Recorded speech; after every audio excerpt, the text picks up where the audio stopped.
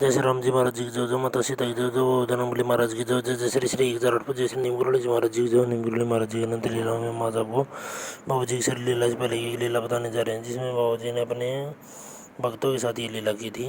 तो नीम बाबा जी के भक्त मतलब ये थी एक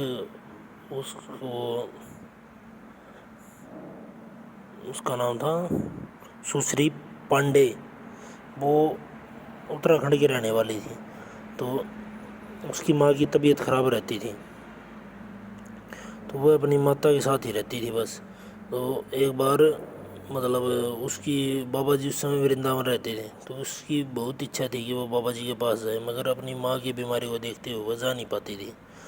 तो एक दिन बाबा जी ने उसे स्वप्न में दर्शन देते हुए कहा कि तू अपनी माता की फिक्र क्यों करती है, उसका तो छोटे से छोटा काम भी मैं ही कर देता हूँ।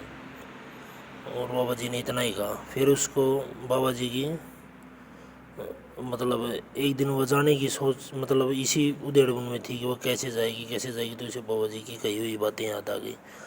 तो उन्हीं बातों को सोचते हुए वह मतलब स्कूल में एक दिन मतलब स्कूल गई, तो वहाँ किसी के मतलब निधन की वजह से वह 12 बजे ही वहाँ से वापस आ गई। तो जब वह 12 बजे वापस आई तो उसकी माँ ने आने का कारण पूछा, तो उसने बताया कि जब कारण बताया तो उसकी माँ ने कहा कोई अच्छा समाचार नहीं सुनाएगी, वृंदावन जाना है। तो फिर उसका फिर तभी उसको वो सपना याद आया जब बाबा जी ने उससे वही बातें कही थी कि तेरी माँ का तो छोटा सा छोटा काम भी मैं ही कर देता हूँ, तो क्यों फिक्र करती है। तो ऐसा सोचते हुए वह अपनी एक पड़ोसन के पास गई और घर की जिम्मेदारी उस पड़ोसन को सौंप कर वह अपनी माँ के साथ वृंदावन जाने को तैयार हो गई।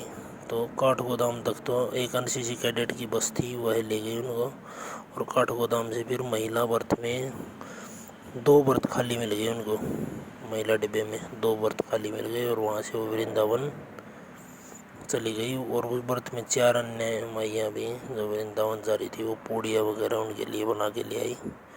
और सभी वो पूड़ियाँ खाते हुए और भजन कीर्तन करते हुए वृंदावन चले गए। तो ऐसे हमारे नीम गोरी बाबा जिनकी अनंत लीला अनंत कृपा अनंत भक्तों पर चलती रहती हैं। जैसे नीम गोरी महाराज, जय श्री सत्यानंद धर्म।